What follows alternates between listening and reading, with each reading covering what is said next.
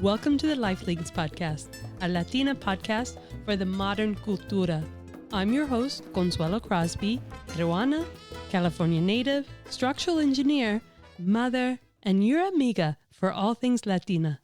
Here we honor the women who navigate multiple cultures, both aquí and allá, and somewhere in between, providing that safe place for you to speak your truth, celebrate la cultura, and find belonging in this comunidad.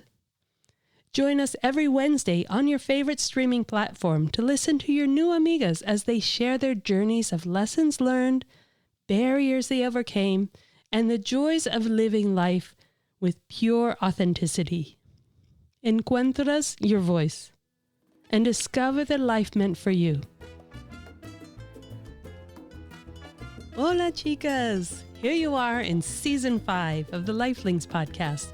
We just celebrated our 100th episode and our second year anniversary in the same week. Totally unplanned. And for those of you who know, and I know all of you know, that is just the way the universe works when you're on your intended path. So I feel like we're going in the right direction. This is what I'm here to do. This is where I'm here to stay. Gratitude for all the love and good wishes and felicidades that you sent my way. I tell you, it makes all the difference. And so grateful for all of you who did it in person. For as much as the universe shows us its love, there is absolutely nothing more beautiful than sharing it with each other. And the amiga we have on today is all about that human connection. She was born to inspire and support Latina entrepreneurs towards their big wins. You can feel her energy and joy just come over the airwaves and soak into your heart. Claudia Valenzuela is a first-gen Latina entrepreneur living in Seattle, Washington. She's the daughter of Mexican immigrant parents, a world traveler, an educator, and a coffeeholic. And you'll hear so much about that, except we forgot the shout out for her cafecito place. But the travel, you'll be packing your bags. She started her entrepreneurship journey in 2019, and today she is a business coach, helping first-gen Latina coaches break free from their biggest mental blocks so they can make more four-figure sales in their coaching businesses. In her free time, she loves all things travel, fitness, and spending quality time with family. You can find her on Instagram at claudiavalenzuela.flores, where you can see all the amazing places she was during her digital nomad days and listen to all the empowerment reels in her stories that will just pick you up and get you going. You can also find her on her website at firstgenlatinaceo.com. That's first with the number 1 ST genlatinaceo.com. And all those links will be in the show notes and in the article tagged in the show notes that you'll find on our website at lifelinks.com. And like always on this podcast, you get to know the real mujer who thrives on the happiness of her inner niña, because from there, all successes and riches come. We are getting the true person behind the stories, behind the successes, behind the businesses. First things first. So come along and meet your new best amiga, your comadre, and find belonging in this comunidad where we speak our hard truths to get them out of our heads and into your hearts in a very safe and loving environment. Welcome to the show, Claudia. So great to have you with us and appreciate you spending your time with us. Thank you so much for having me, Consuelo. I'm excited to be here. Yeah, it was exciting learning about you through your Instagram account. Before we get into how that all started, let's hear a little bit about your family heritage and your story.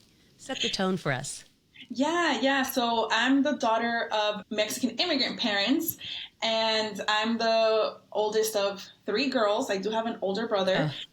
So there's 4 of us, and both of my parents are from the same state in Mexico. And my great-grandparents, like the whole lineage is down in Mexico, down in Durango state. And my parents were the ones who migrated over here.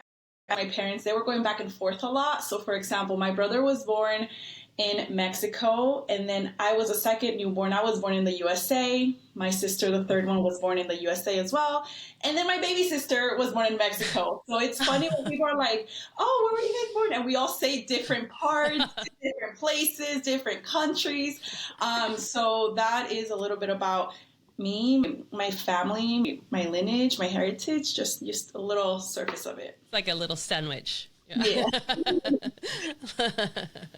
Okay, so have you ever lived in Mexico? Yeah. So yeah, my story is very interesting because I always have like questions about where I was born, how I was raised, and whatnot. And yes, I did get to live in Mexico. So I was born here in Washington State, and then my parents then migrated back to Mexico, which is where I was up until I was 7 years old.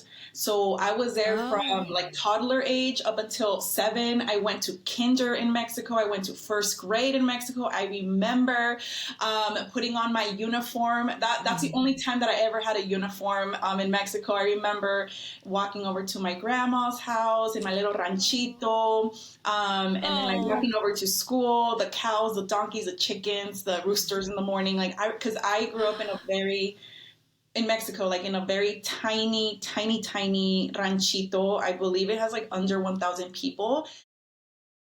When I was 7, that's when my family migrated back to Washington State, and I started second grade here. And that was a whole culture shock, being in a class where I didn't know any English. And I was like, what are they talking about? What's going on? And that's where my journey started of like, okay, I'm living in the States now. This is a whole different life. That is big, though. That must have been really hard on you for being just a young little one and just being put right back into school. But you managed to do it extremely well. Sounds like you're a self-learner, self-starter. Yeah. But it must have been hard. What was the community like where you lived? Was it? So it was very helpful that where I ended up living, which is now my hometown where I then grew up. Oh. It's also very tiny, so a lot of people know everybody. And it has a high population of Latinos. So that was awesome. Getting to put in classroom where majority of kids looked like me. No teachers looked like me. All teachers to this day are majority Caucasians. So I do remember just in a way, yes, it was hard to like be in a new place to make new friends, but at the same time, the friends that I was making, I could speak Spanish with them. So that was so cool. That was just like very, very helpful as a kid. Yeah. Oh, that's awesome. Okay, so you had that whole Latina culture with you, and so there was no differential inside, outside the home. Yes, you're in America, but it felt very familial. Yeah, I definitely grew up feeling this strong sense of like having my Mexican roots in me. Like, I feel like a big part of it is because I got to live in Mexico. And when I came here, like, out of all my siblings, I'm always the one blasting Mexican, Spanish music left and right. I grew up with all the novelas. I grew up with like El Noticiero, Univision. Like all of that. My culture growing up was so rich in my own Mexican culture. So that definitely like stuck with me. And then as you grow up, English started, at least for most kids or my experience, English starts becoming like the dominant language. And I started kind of like losing the dominance of my Spanish, kind of going like Spanglish and forgetting some words in Spanish of how to like say certain words to my parents. So because I was so like, I love my culture, I love my language. When I went to college, I majored in Spanish, which is where I got to dive back into really learning more about even how to write it with accents. I didn't know how to write Spanish with accents. I just remember the little numbers and colors when I was like a little girl, but like I never knew how to write accents. Right. I started increasing my vocabulary because I put myself in a space where it was required to speak Spanish in classes. I'm like, perfect. Like, I want to be able to speak it in my community, not just like inside my home or with like Spanglish. Like, I want to learn how to have a conversation in Spanish, being able to fully express myself the way I want to. So yeah, like my culture, my Mexican roots, I'm a loud and proud Mexican girl. And The DNA is what it is. It pulses really hard if it's in you, just like color of your hair, color of your eyes. The depth of your culture is really dominant. You can't deny it. And you feel out of sorts if you're separated from it. Yeah. So then it sounds like you carried this culture all the way through into university. You went to the University of Washington. Is that right? Correct. Yes. And so you get in there and you're majoring in Spanish. Were there a lot of people studying Spanish? And it sounds like they were ostracized from the school system all this other time. What was it like? Yeah. Oh, that was hard. I'm a small town girl who grew up in a small agricultural farm town where majority of the population there are Latinos. And then I feel like I grew up under a rock because I thought that that's how it was everywhere again. Oh. Outside much of my little small town. Right. So then when I moved to Seattle after graduating high school at 18 years old, I hit the big city, which is the biggest city here in Washington. It's Seattle. I get into this university and I look left and right and I was like, where are my brown people? I feel like I'm the only one here. Like, what is going on? So that was like a big culture shock. Yeah. Went into a classroom, for example, my freshman classes, some of them got up to like 700 students in a classroom. And for someone to walk in, it's like, oh my gosh, this is the size of my high school. Like, what? Oh my gosh.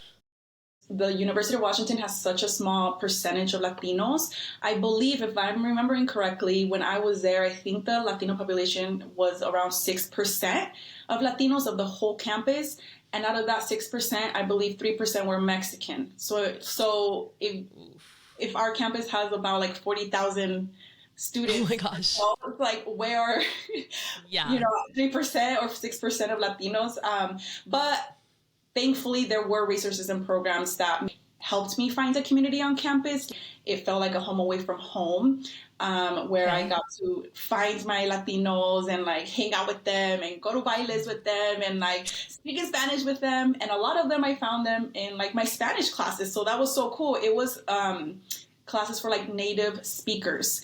And so we were all sharing the similar experience of being like first gen, being Latinos on campus, that culture shock, really understanding what we wanted to do with the skills of Spanish that we were learning, which was, for me at least, to like help my community and connect deeper with them by keeping my Spanish strong and alive.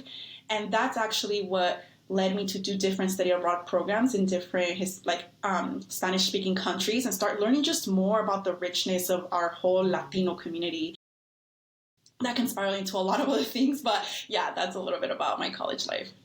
Okay, well, that sounds like it's the basis of your entire life, though, because you're coming from small town in the state of Durango, you're coming from small town on the eastern side of Washington, and yet you hit the big city. Do you think it was that finding that little niche community, the resources that the university provided, perhaps, that really helped keep you there? Because I would feel like if it was that, again, huge culture shock, it's like, no. I could see where people would want to go, no, I'm going back home. Oh my God. Was that a thing? 100%. Oh, yeah. If there weren't that community or those resources, I would be like, who can I speak Spanish to? Who can I talk about my family with, or like the culture shock that I'm going through and things like that? And if I didn't have that, I think I wouldn't have gone through or graduated from there. But thankfully, because that was set in place, I was like, I have my community here on campus. Like, I know it's a big university, but there's ways to make it small. I love how you say that. You can make it small. And I think that's where we really encourage everyone who comes here and our listeners that this is how we help you make it small. Like, you miss the community. You miss being able to share your stories with people who understand to the point that they're like, oh no, wait a minute. Versus everyone else just being, oh, that's nice. It's like, no, it's not nice. You need someone to understand. Like, no, that's not nice. So I know your whole story, but we're going to share it with the listeners here as we go. But you must have had this adventurous, curious personality to begin with. So do you remember when you felt like, I kind of like this big city, this big life. I think I'm going to try this big world. Was there a moment, or did you just keep going, I wonder, and your curiosity took over? There was definitely a moment. I'm going to share that. Yes, it was during my freshman year of college where I started getting that curiosity that you're speaking of like, oh my gosh, like there's this whole other world outside of my little ranchito. Like there's what? Like I really started seeing how I can explore more, do more, and have more freedom, because growing up in a household of two strict Mexican parents, when I was 18, I was ready. I'm like, I'm feeling never coming home again. Yeah, I'm like, oh my gosh, I am ready to go. Like, I am ready to have and like spread my wings and not feel controlled like I have for the last, I don't know how many years. So that first year that's sparked a lot of curiosity of me. Like, what else is out there? What can I do? And the thought of traveling the world never really entered my mind my freshman year. My brother, who he went to the same university, he would tell me, hey, Claudia, you should study abroad. And I was like, what is that? And he's like, oh, like when you go to another country and you take classes abroad, there's this program coming up. And I'm like, no, thank you. Like, I wasn't interested. I turned it down. I was like, what do you mean? It just didn't make sense in my head, like how that can work. And I guess I wasn't curious enough to dive into it. I don't know. I just didn't have any prior knowledge about it. Thankfully, my brother kept insisting. Like, my brother's trying to get rid of me. Why does he want to keep pushing me into another country? Yeah. And then sophomore year came and he kept insisting. Hey, Claudia, look at this program. It's in Tahiti. It's 1 month. It's a summer. It's life-changing. It's like, it's very selective to be able to like go off to like this Tahiti study abroad program. I got a spot to go, and that was the turning point of my life. To this day, I'm like, that trip changed my life. I ended up going to Tahiti to study abroad. I was there for a month, and for the first time at 21 years old, I saw a beach. I swam at a beach. I got to taste what salt water was like. I got to snorkel. I didn't even know what that was. I got to learn and hear another language. I had never heard any other language outside of like English or Spanish. And over there, they speak French and they speak Tahitian. And I was like, what? So like it was a massive, beautiful culture shock of like, this is out here, like, my goodness. And interacting with the locals, getting to see how other people live on the other side of the world was mind-blowing. The way they saw life, the way they carry themselves, the way they have different values. I started seeing the USA in a different light. I started seeing my life in a different light. And I was like, I can do more. I can live however I want. Shape my own values. And I just started having an extreme amount of curiosity for the world, for how other people live across the world. And I came out of that trip a completely different person. And so I ended up going another study abroad program to Ecuador. And then junior year, I ended up making that a little bit longer, or my study abroad longer, into a whole quarter. I went off to Rome for a whole quarter. I was in Italy, walking down the streets with the cobblestone, drinking cappuccinos, having my gelatos, pasta, pizza left and right. That was another world as well, because it's Europe. It's like, wait, what? I got to be in the Pacific Ocean, and then I got to be in South America, and then I went off to Europe, and I was like, my goodness. I continue to be mind blown. I continue to feel like this is such an enriching experience for me, and getting to speak with locals. I think that's one of the most beautiful things that I've loved, being able to connect with people on the other side of the world in such a deep way, even though you just met them as a stranger. But the human to human connection is so beautiful. senior year came around and I was like, okay, I want more and bigger. So there was a study abroad program for a whole semester. So that was a little bit more like, whoa, this is okay. Like I'm stretching it a little bit. I'm going to be away from home for 6 months. Like how is this gonna work out? But I was like, I'm ready. I want to do this. And that program was in Spain to complete my Spanish credits. And I took off, and now that was another big point in my life that completely changed my life 180, because everything that happened after that was thanks to this Spain trip. I ended up going and staying with a host family, and I got to see how they lived, what they did in their mornings, how their siesta was, how they have like their work-life balance, how they are hanging out in the plazas all the time and singing and cafecito and una cervecita here and there. They go about their culture, and I'm like, oh my gosh. And they spoke Spanish. So for me to be there and be able to like really immerse myself in my Spanish culture and be able to like fully communicate and travel across all of Spain, but also backpack through Europe. And it was just like so life-changing. I made very deep connections with friends, with my host family. And I wanted to continue that relationship and friendships with the people that I met. I found a job, and I went off to Spain for 2 years. It was a 2-year contract where I was a cultural ambassador and teacher assistant. And that was, wow, such a time of my life, being out there for 2 years. And I got placed and in the same area that I studied abroad in Spain. So then I got to live in the same city, which is called Cádiz, which is the oldest city in Spain. It's very charming, very beautiful, and it's small enough for you to just walk everywhere. And the beaches are all there. My host mom was there. Everybody was there. And I was like, this is life. This is amazing. Because the life is so different. I feel like here in the USA, it's like on the go. We're inside, or we're in a car, or we're in an office, and then we kind of repeat the processes.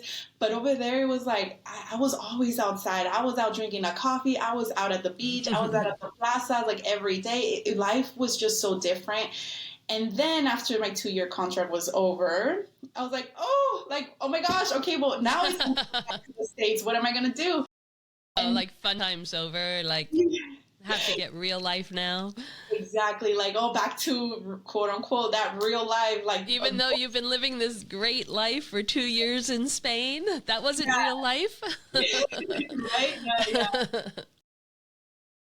That's when I came across entrepreneurship. I had no idea what that was. No one in my family was an online coach, online entrepreneur, none of that. This was back in 2019 when I came across being able to start an online business. It was challenging. It was tough.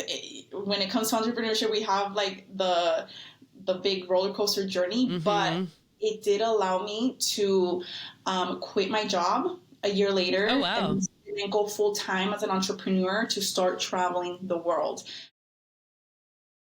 So I became a digital nomad. I started taking my work to other places in different countries. And I'm a business coach. I'm like, okay, like I am here to listen, to help you, to guide you, to support you, to strategize with you, like, and being able to have all of those passions put into one has been incredible. What is it that makes you feel secure that you can do this? Especially never being an entrepreneur before. Yeah. So when I came across how to start an online business in 2019, I didn't know anything about it. I was like, I don't know what this is, but I'm going to dive into it. We can learn things. Our brains are incredible, and I'm going to find a way. And I started looking into like more of the general things, like what is an online business? Okay, like it means that I can create a business, be a coach, set my own schedule. There's no cap to how much I can make.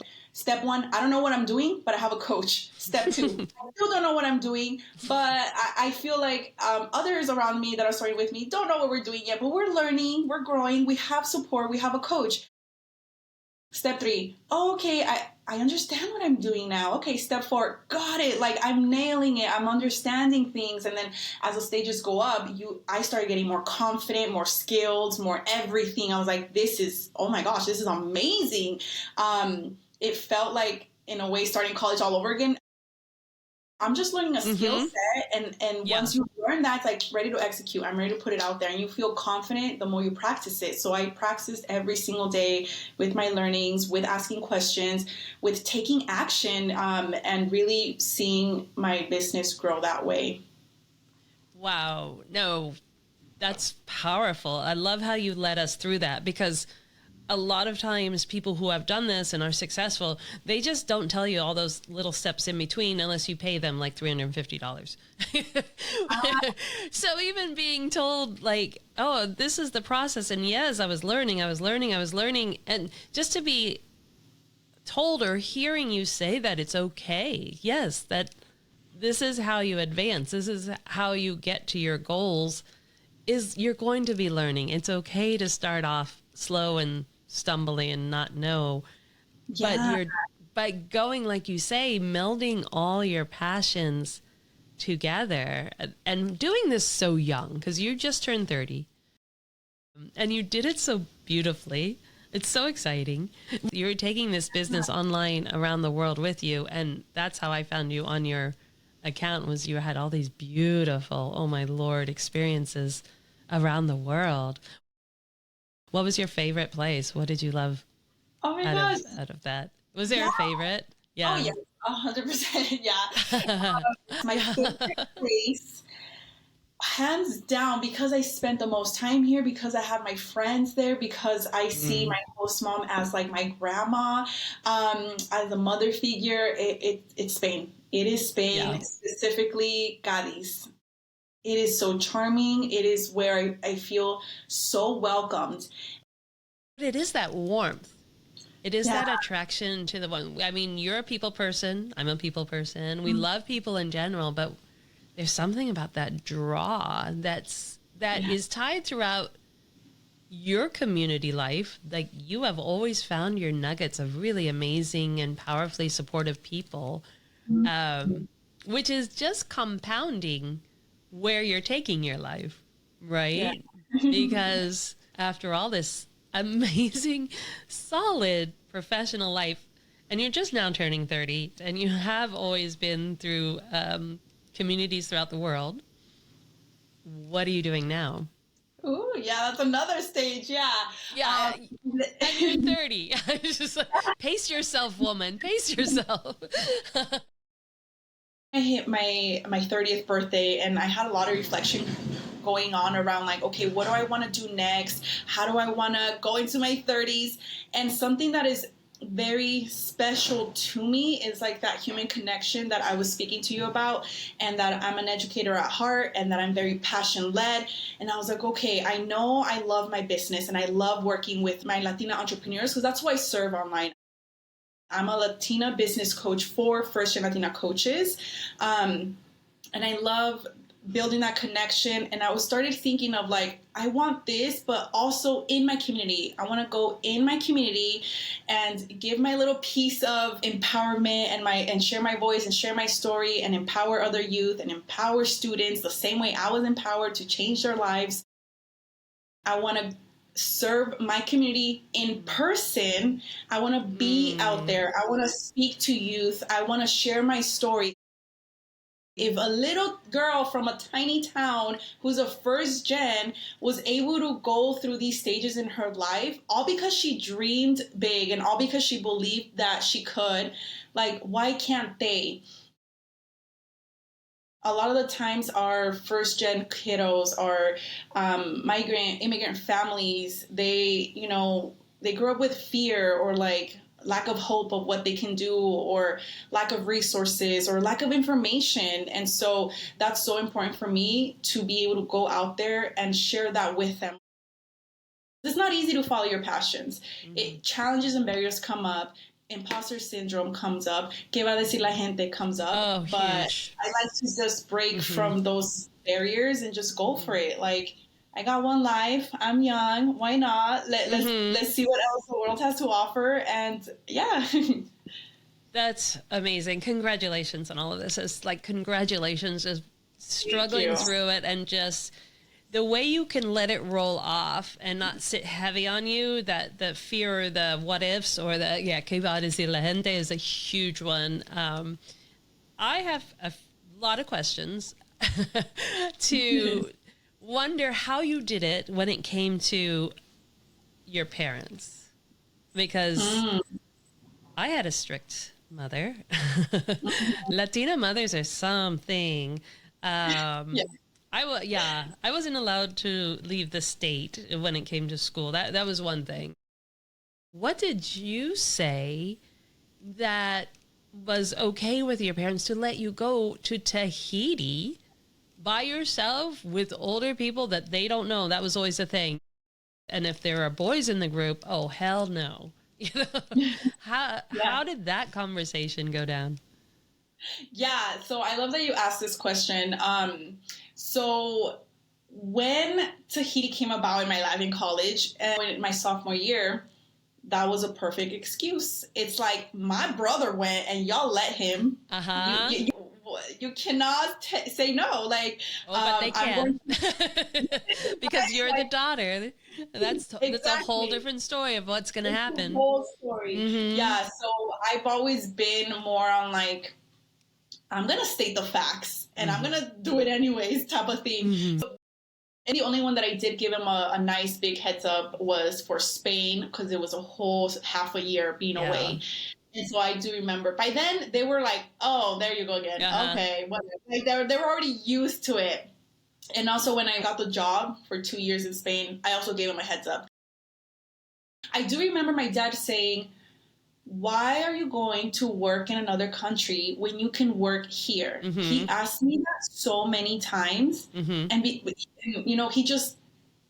he didn't get it, or still doesn't probably. But then I would be like, Dad, it's not about the job. It's about the experience. It's about really immersing myself out there and learning and growing and, X, Y, and Z. But to him, all he heard was, you're going out there to work. Mm-hmm. Why don't you stay here and work? Mm-hmm. And the little things that I would hear from my mom was like, I saw on the news that this plane crashed where you're going. Or like, that's such a mom, such a Latina mom. Yeah. It's such a Latina mom. Oh, yeah. See, there's so many things that people don't understand. The hoops you have to jump through. I have to ask, though, because you're the oldest daughter, you said, yeah? Mm-hmm. Because weren't they relying on you for like 100% of everything at the home? Why would they even allow you to go when it's like, oh, no, we need you here? Because probably your sister can go, yeah, okay, yeah, that's no problem. But yeah, we need you here. Oh my gosh, that triggered me. Yes. That's so true, because if my little sister were like, oh yeah, I'm going to go, like she would probably have it easier, because the responsibilities that I have are so much different than what she has. Mm-hmm. So it's like, wait a minute, why do I have to be the one to not have these experiences because you count more on me to take care of the family responsibilities type of thing. Right. So yeah, that's so true. I did have to find my little loopholes and ways I worded things and why I did the things I did in the way I did. It's because I know my parents, and the way to get through them is like to do it. You had more finesse than I did. I was more of just like straight on, like battle, because I have I'm the only daughter. So I had two older brothers and a younger brother. Just like 4 years younger than me. And when I was a senior in high school and he was in 8th grade, it was a senior in high school. My curfew was earlier than his. Oh. Yeah, right. So we know this. And a lot of the listeners like, snaps. Like, how did you get to go live abroad, woman? Because that just wouldn't happen. But you have this finesse. I can tell. You have a way with words. Yeah. I could see you going into leadership with convincing people that it will be okay and we're going to get this done. And we're starting it. So just come on. That's so true. And also because it was this sense of freedom that I had felt, I didn't want to give that up. I was like, how can I get more of this? I need to like stand my ground, like be mentally prepare myself. The amount of mental preparedness that I had when I had to talk to my parents, it took me like weeks to prepare mentally. Like, what am I going to say? And if they say this, okay, I have a reply. Okay. And if they say this, and if they get mad, okay, like I had like every situation played out in my head. But you see how now all of that training that you gave yourself, but just how to do something so simple that most kids that you know outside of the community, they do not have to jump through these hoops. But all of that is so huge in developing professional skills.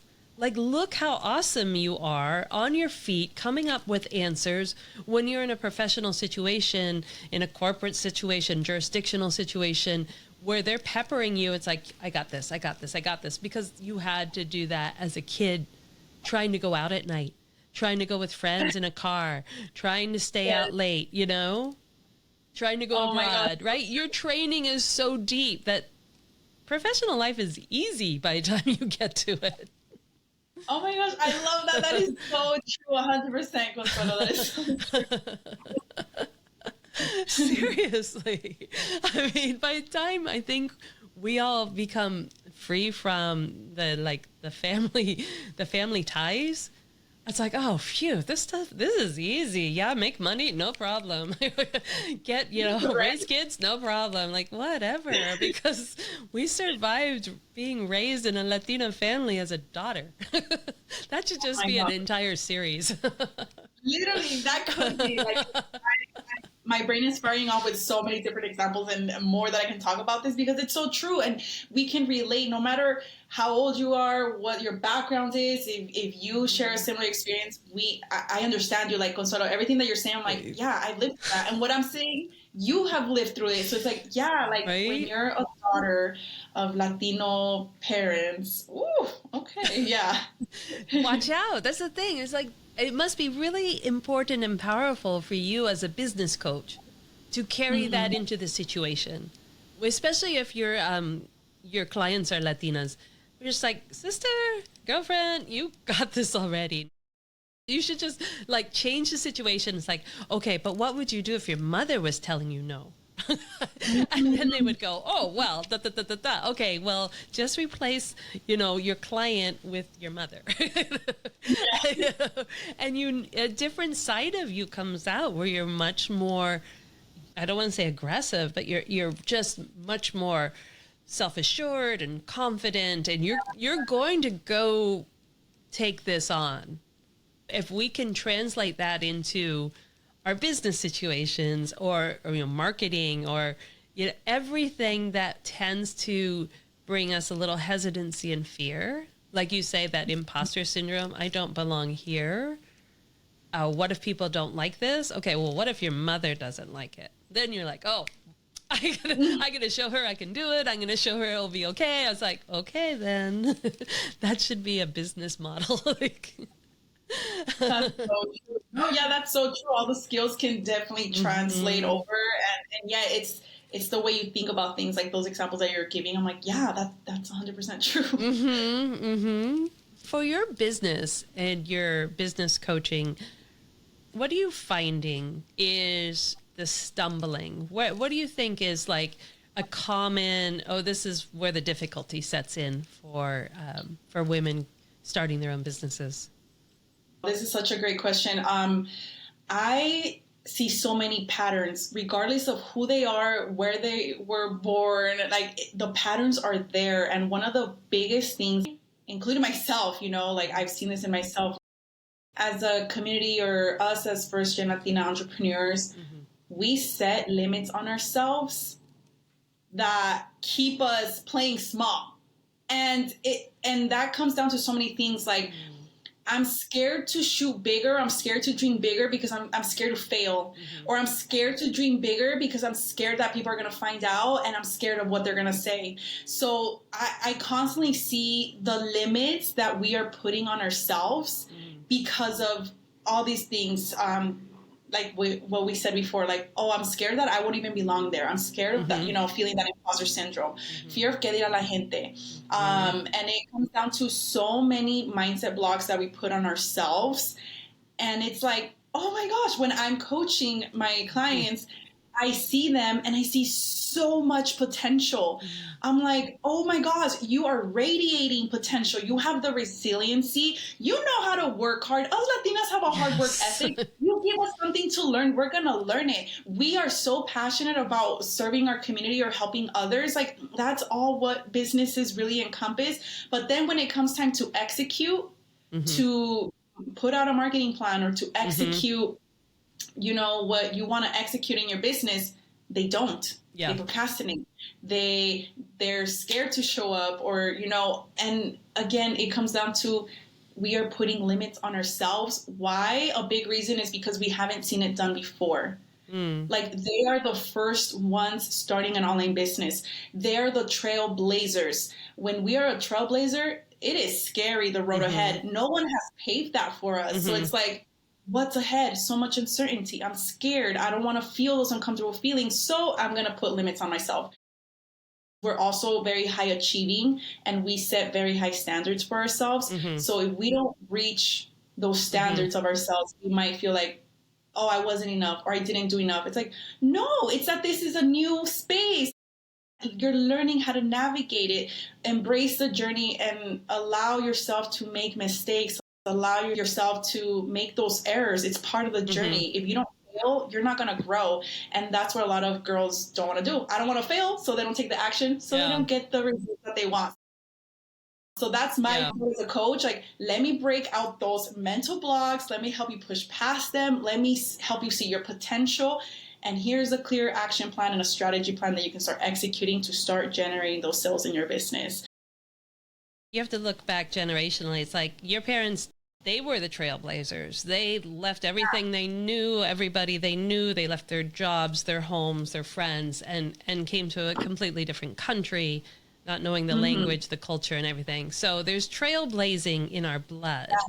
But once they get here, then, and I think we hear this so young that we don't even realize it's in our psyche or where it came from. But the idea that develops is, well, you don't want to let them down, therefore, because we've seen how hard the struggle was. We've seen the bias that they experience. We've seen the prejudice that they experience, and you get very protective. And I think where that high achieving comes from, because you want to excel in order to honor them for their journey, for their courageous, ridiculous, what were you thinking journey. You know, they are awesome. And that's where that high achievement comes. But with that, like you say, the flip side is, if I fail, if I don't do as well, there's two parts. One, I'm not honoring my parents. I'm not honoring their journey. But a second part might also be the I told you so. You know, when you take that risk, there's a cultural narrative in the risk taking. Like, why did you have to risk? Why couldn't you just, like your father says, why can't you just work here? Why can't you just keep the job? You have a job, don't lose it. And even though you don't love what you're doing, or it's a toxic environment, or it's not your passion, you're being told don't risk because, you know, you have it, and you know where that resonates because they took the risk, and okay, now we're safe, and they want you to be safe, and they're watching you go take another risk, and they're like, what? What are you doing? Oh, wow. Yes, you have given me complete goosebumps, because it is so true.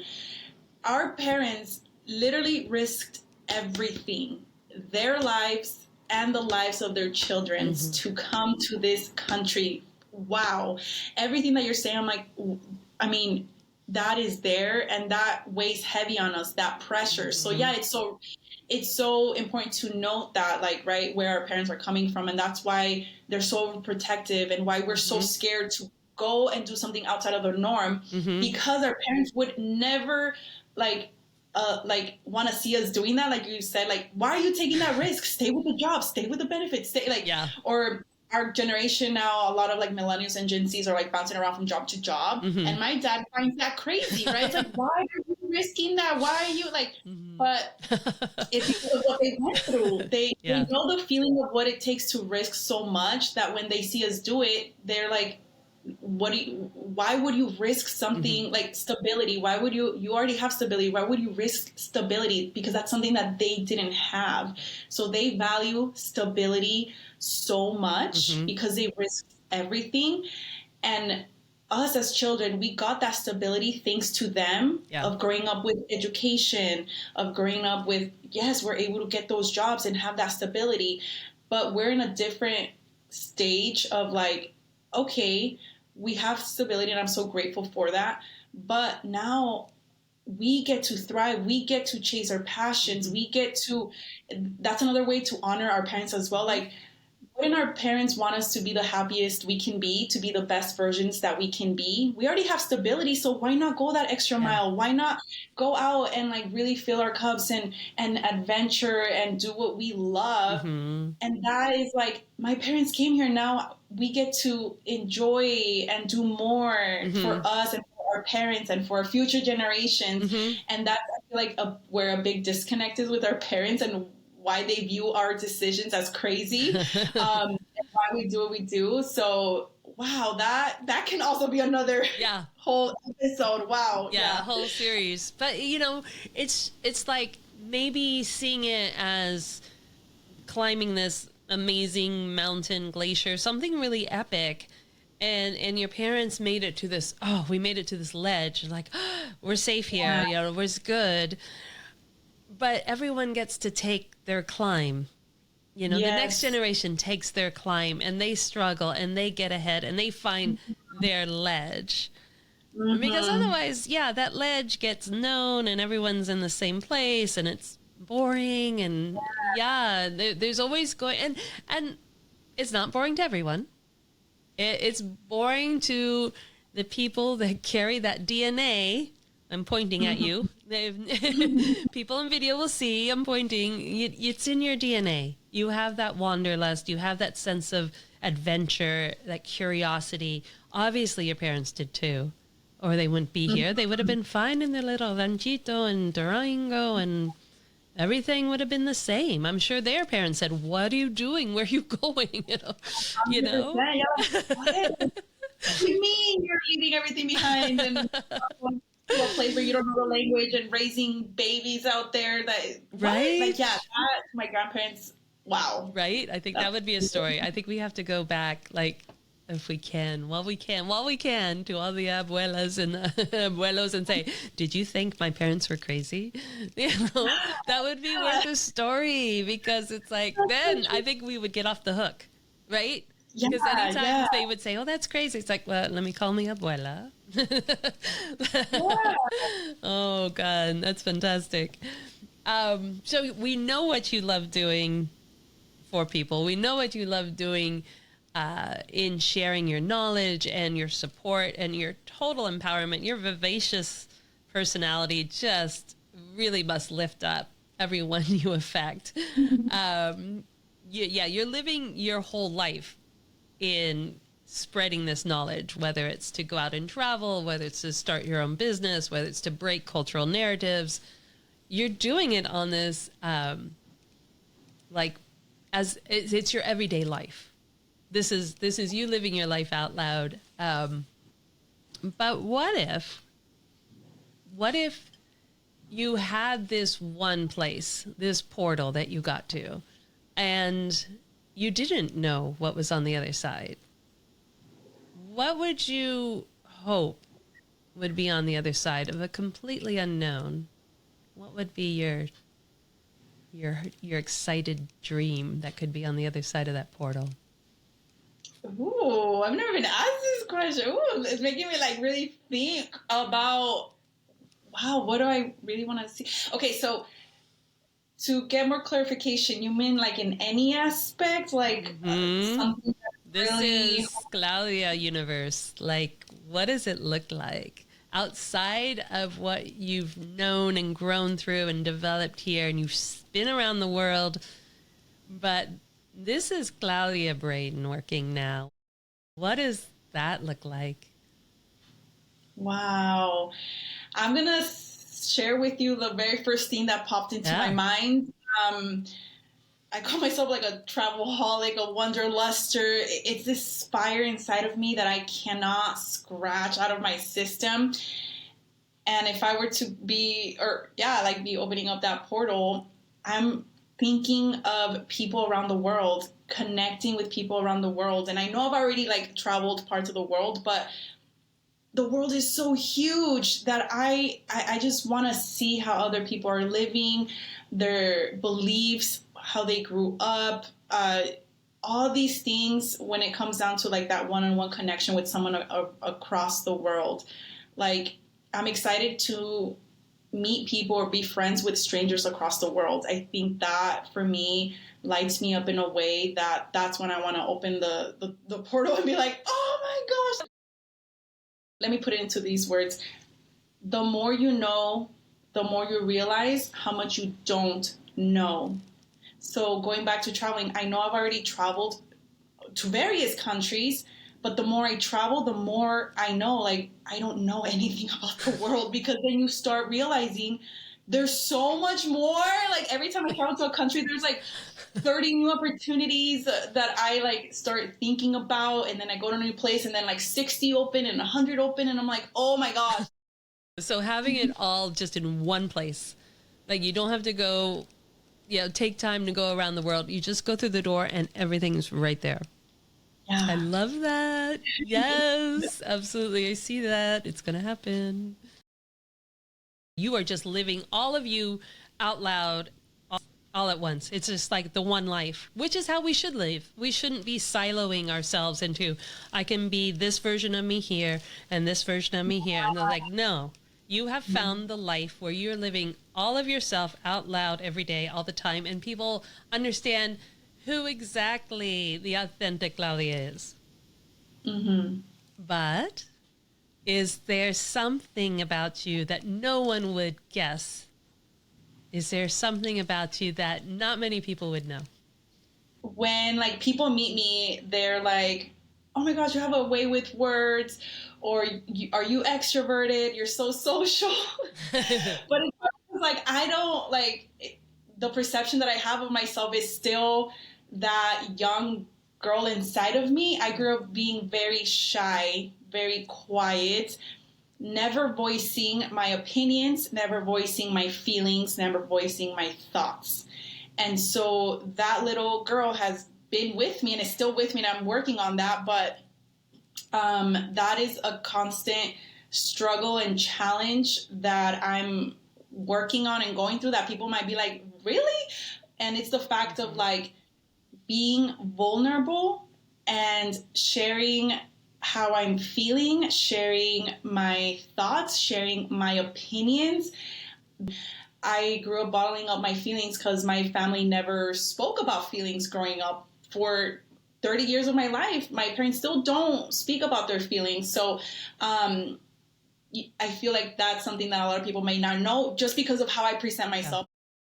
Yeah. It's interesting because when I am speaking like on podcasts or I'm a guest, when I feel that safe space, which is a space that you have given me, Consuelo, I feel very safe. And those are the moments where I will share and express my feelings and emotions, which is something that I never do outside of a podcast or outside of a one-on-one conversation with another like entrepreneur. It is so hard for me to have these type of conversations outside like in my day-to-day. And when I find myself in places like here with you, mm-hmm. I feel so safe and connected that I'm Consuelo, I know I can like reach out to you and ask you for advice, for guidance, and share how I'm feeling and my thoughts. And it's very interesting. That's so interesting to me. Mm-hmm. I feel like maybe others might relate, where it's like, oh yeah, you're right. When we find that niche community, mm-hmm. in our entrepreneurship journey or other like-minded women, that's when it happens. That's when you will know most about me. But if you ask my friends or family, they might be like, oh, that's what Claudia feels or thinks? Because it's so hard for me to voice and share that with them. And that's like, something that a lot of people may not know at all. So yeah. Oh, thank you for that. That was precious. And thank you for being vulnerable. But You definitely are a vivacious personality. I totally understand the little Nina.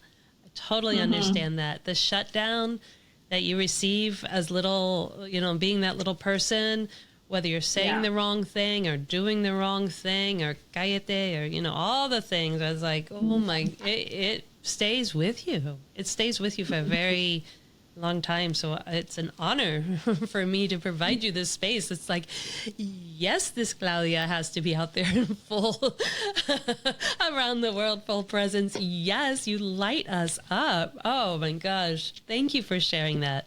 Beautiful, beautiful sentiment. I will always be here for you, and I will always support you. Anything you want. I will be a travel buddy. I will say, yes, go, Claudia. Yes, I'll be right there with you. I have the sign. There's a sign in my studio. It says Wanderlust. I'm going to send it to you. I love that. Yeah, you're going to give you one to have it in your studio. Thank you so, so very much. This has been, every time I just meet these young women, meet our guests, I just don't know how I lived without them in my life before. It has been such a pleasure, so much gratitude for you sharing your knowledge, your life experience, your intimate stories that we can share about being the daughters of the Latino families. Holy hell. Yes. Just to laugh about it feels so good. Thank you so much for your time. It's been really a pleasure having you with us. Oh, thank you, Consuelo. I really enjoyed being here with you and the conversations that we have been having also behind the scenes and like here. Thank you for this space. Again, it's such a safe space that really allows me to feel like myself, my true authentic self, and feel very supported and loved. So thank you. Beautiful. Authenticity is your superpower. You are needed in this world. So stay out there with us. All the best for you. Continued support. Keep us in tune. Tag us in a couple of your adventures. Let us know where you're at. Did I not tell you? Her joy and happiness, it just gets you up and moving. Gets you wanting to get going on what you had dreams of and not back down. Just keep going. Claudia is a fantastic coach. She is meant to be with people. She is meant to be here for inspiration, and we are so grateful that she shared her time with us here. Remember, you can find her on her Instagram at claudiavalenzuela.flores and on her website at firstgenlatinaceo.com. Now, next week, we have a really special, spontaneous surprise for you. I'm going to be broadcasting live. I won't even tell you from where. But if you were listening, it's Claudia's favorite place in the entire world. So we're disrupting our regular scheduled programming to bring you this live episode next week, which will be a perfect Pod Club episode. Now, for the new listeners, our Pod Club episodes are like book clubs, where we reflect back on what we heard the previous week.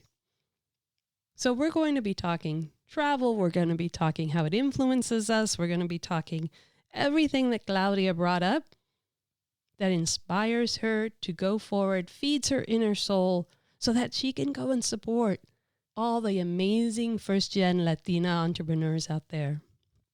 So look forward to that next week. Make sure that you subscribe and follow the podcast on your favorite streaming platform so you don't miss any episodes. They come right down into your iPad or into your phone, or you could also listen anytime on our website at lifelinks.com. That's LNXX. Encuentras your voice. You're born in beauty, and we are here to listen to it. Step into your truth, ladies. Ciao. Really appreciate the time you take to rate and review the podcast. Get the backstory and what you've heard here today and reach out on our website at lifelinks.com. That's LNXX. Because it's about time, it's about us. Stay in the groove on our social media at Lifelinks and get ready to make your move, ladies. Viva!